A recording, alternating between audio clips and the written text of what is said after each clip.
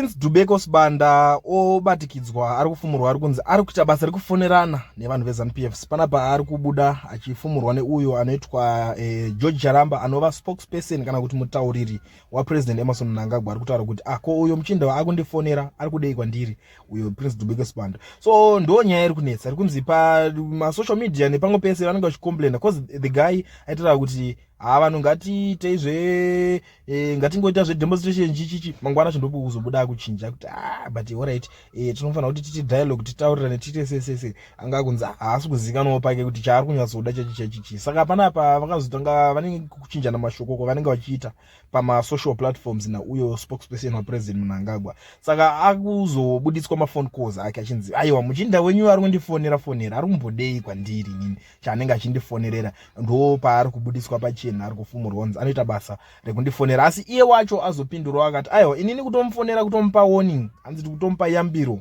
pane zvinhu zvavo zvari kunetsana, hanzi ndikutomupa yambiro akasike kutanga ndichitomufonera ndinotogara ndichimufonera ndichimupa warning kuti asaite zvinhu zvavanenge vachiita izvozvo. Meno muri Zimbabwe zvive kwamuri imimi kuti munzwisisewo kana kuti muone kuti zvinofamba sei, zvakamira sei papapa, tobhilevha upi kuti ari kutaura chokwadi ndiani kana kuti ari kunyeba ndiani, nekuti vanhu ava uyo ari kuti ndagara ndotomufonera uyo ari kutanga atoshamisika kuti waizita afonerwa apa. Kozi nyaya inenge yakunetsa ndeyekuti aiwa ndo imwe mbeu kana kuti midzi panotangira utengesi pakutanga kuassociata nevanhu veZANU-PF.